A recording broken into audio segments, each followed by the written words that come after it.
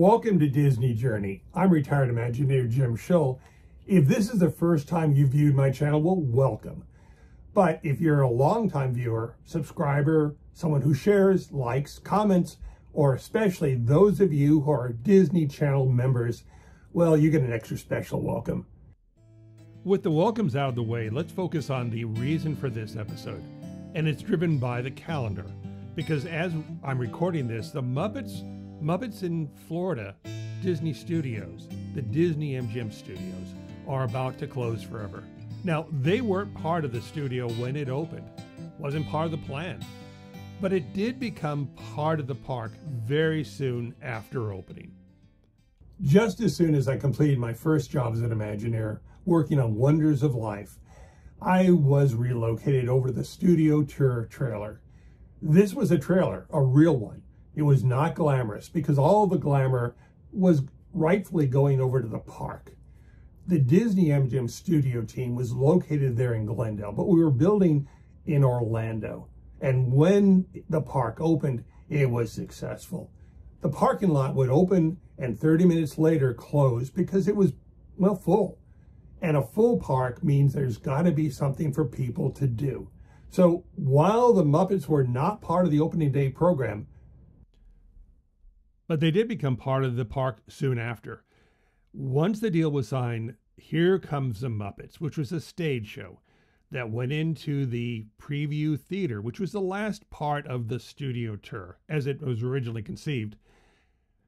And that's where they went. And a new preview theater was built, which is now used for the homage to Walt Disney. This is becoming a complicated story, and we've only just begun. I'm on firm ground when I say Michael Eisner liked the Muppets.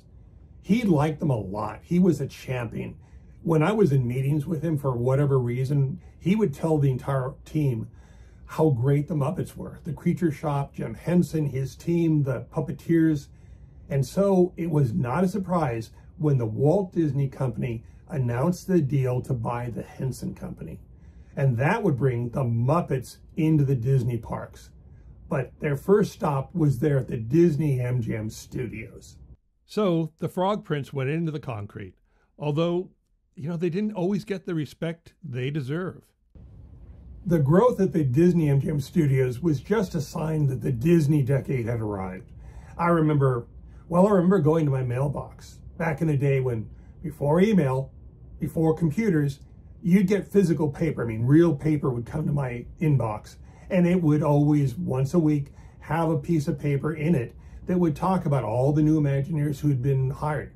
There'd be a photograph on one sheet of paper. Later on, it was 2 photographs on one sheet of paper. But then the paper stopped coming because things changed for reasons. And we know what they are. They've been documented. But eventually, layoffs happened. And the Disney decade ended. Which isn't the same thing as saying the interest in the Muppets ended. Because the Muppets, well, they continued there to grow and thrive at the Disney MGM Studios. They continued in that theater, the old preview theater, as Here Come the Muppets. And they continued very successfully. It was an odd show, though, because you had, cast members in entertainment walking around as full-size Muppets, and they intermixed with small Muppet puppets, and even the great Cheese himself, Mickey Mouse, made an appearance. Which shows how important it was to the Disney company that they would lend out Mickey Mouse for a Muppet show. The show itself was very popular, and in part of that was, it was a cool, dark space with comfy seats. And it lasted, probably would be there today, except for the little fish Ariel, who moved in and continues to this day to be in that theater. But no matter, because Imagineering there in Glendale was setting their sights on a bigger idea, and that was the Muppet Studios. The Imagineering team partnered with the Jim Henson team, and they created very soon, on a piece of vacant land, the Muppet Studios. The master plan for the Muppet Studios was pretty grand.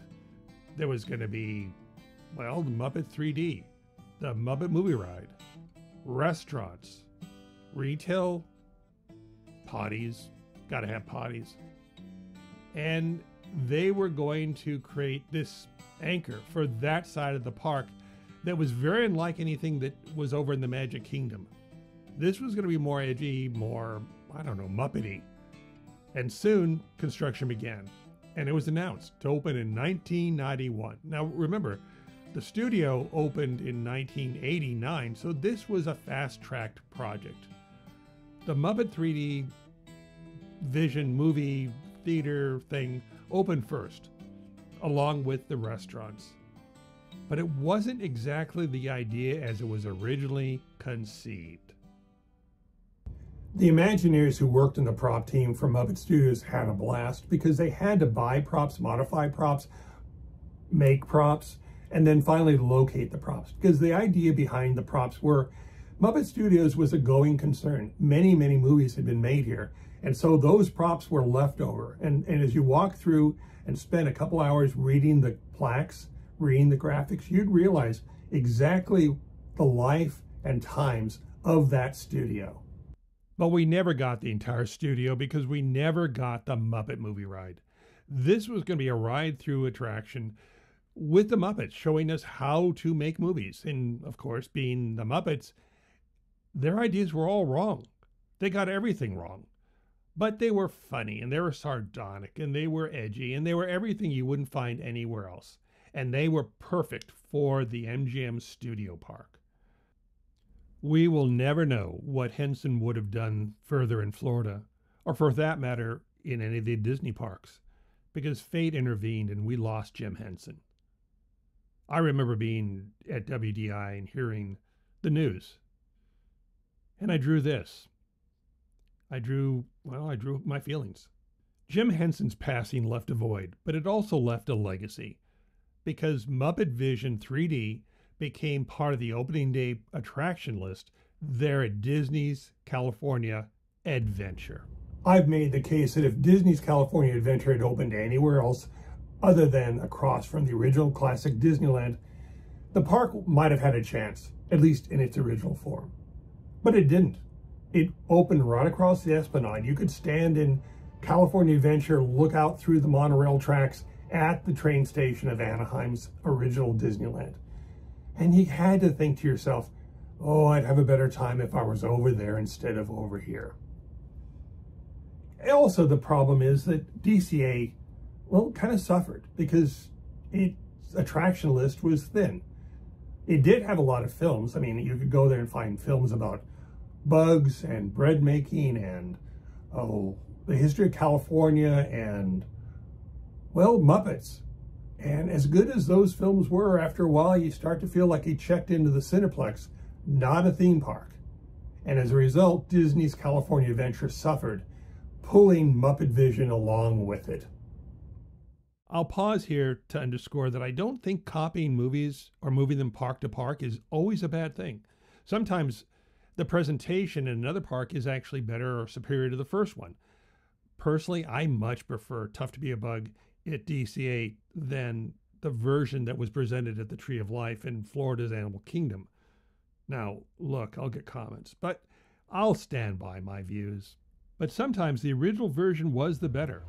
In the case of Muppet Vision 3D, it was presented in the Hollywood backlot, which is a pretty convoluted conceit for the average guest to understand because it wasn't a studio, it was a backlot. It really didn't look like a backlot. It had a lot of stuff in it, but it really wasn't clear why it was there. Or why were the cute Muppets right next door to Superstar Limo, which is a ride all about dangerous paparazzi. Muppet Vision 3D was only ever in 2 of the Disney parks, and its star gain whittled away over time. The balloon, which was on top of the clock tower, got removed for the construction of Star Wars Land. The fountain in front of the clock tower got whittled down. There used to be a lot of figures around the statue of Miss Piggy. And then the marquee itself got removed as part of the Grand Avenue expansion. And now we're losing the Muppets itself. Whereas going to gain Monsters Incorporated, Like you could have just which will be good. ended the track here And the Muppets, well, to their credit, continue to get gig work, because Dr. Teeth and his band have gotten a new assignment. They're going to be headlining the old G-Force Records location. G-Force, they're looking for a new act, and they hired Dr. Teeth. I don't know exactly how it's going to play out, but I do have some experience with Rock and Roller Coaster, because I spent summers there in Florida enjoying the warm summer days and nights, building Rock and Roller Coaster as a creative director. That was a massive coaster. It was a launch coaster. It had 3 inversions. You went 0 Gs, and it was successful. Very successful. And now Aerosmith is out and Dr. Teeth are in. People who know me, friends, alumni of WDI and others, have asked me, how do you feel about Aerosmith leaving Rock and Roller Coaster? And I have to respond the same way every single time. I'm a champion of great ideas, and I think bringing the Muppets and Dr. Teeth and the band into that facility is a great idea, because I think of Aerosmith as being the software to the Rock and Roller Coaster's hardware. And taking Aerosmith, Steven Tyler, and Joe Perry out of that facility does not make the ride less. And putting the Muppets in, well, it checks the box. And it's also an appropriate box because, well, Dr. Teeth and Animal and all the band, they're good. They're really good, and they fit into that location from a story standpoint. I'd question having the villains next door, but that's another video. When Aerosmith moves out and Dr. Teeth and the Muppets move in, I would expect to see a lot of reuse of those facilities. Like, well, Aerosmith moves out of Studio C and Dr. Teeth, they move in. The launch alley, Sunset Alley, will get an alteration.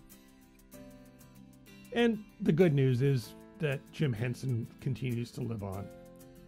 The Henson Company, they've had their highs and lows over the years, but you cannot argue that in 70 years, since the little Muppets appeared first on TV, they've left a lasting imprint on our society. I don't think you'll ever see the Muppets outside the US because they just don't travel. So much of their humor is, well, it's vocal. And you need the actors. But it doesn't matter because the Muppets are here to stay in whatever form or wherever they go. That is the end of this Disney journey. Join me next week for another new episode. Until then, it's goodbye from Lost Canyon.